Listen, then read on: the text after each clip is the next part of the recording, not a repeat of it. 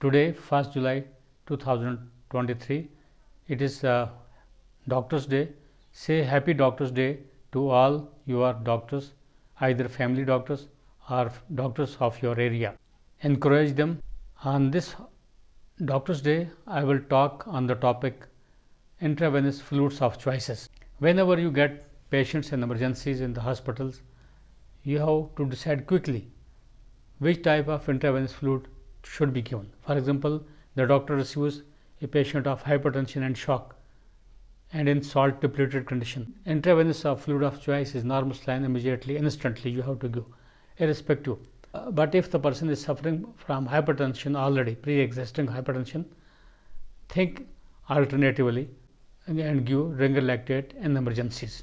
What is Ringer Lactate? It is most physiological fluid of choice for dehydration. It is glucose free. It is useful in diabetics and in diarrhea, surgical intra and post-operative period, and in burns patient. Dextrose 5%. It provides fluids and calories without electrolytes. Dextrose infusions are more prone to thrombophelbitis. Never give iron preparations in 5% dextrose. All the iron preparations should be given through normal saline, neither through Ringer Lactate, because they cause thrombophelbitis and hemolysis. Dextrose 10% or dextrose 25% are fluids of choice for severe hypoglycemia or in cases of insulin overdoses. DNS is suitable to treat salt depletion with calorie supply. ISOLYTE-M, its best agent to provide potassium, ideal as maintenance fluid for parenteral therapy. ISOLYTE-G, only fluid to correct metabolic alkalosis, used to replace fluid loss due to vomiting or continuous nasogastric aspiration. ISOLYTE-P provides less electrolytes, half of ISOLYTE-M and more water, useful chiefly in pediatric patients. ISOLYTE-E corrects all extracellular fluids, electrolytes, acidosis and supplies glucose and is useful in treatment of diarrhea and in hospitalized patient on long-term fluid therapy.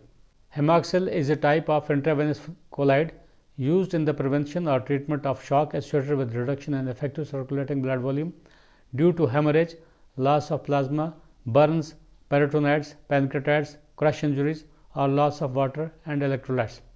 However, you should follow the guidelines set at your treatment area, whatever is the guidelines of intravenous fluids and resuscitations, follow accordingly. But in case of, for example, you give 5% or dextrose 5% in diabetic patients, you can neutralize that doses with the 5 units of regular insulin, but decide accordingly as per the underlying situation. Do not give the volume overload to the patient, it may lead to the pulmonary edema, and maintenance fluids should be given up to as recommended.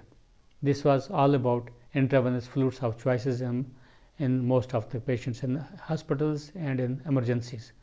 All the best. Happy Doctor's Day to you all.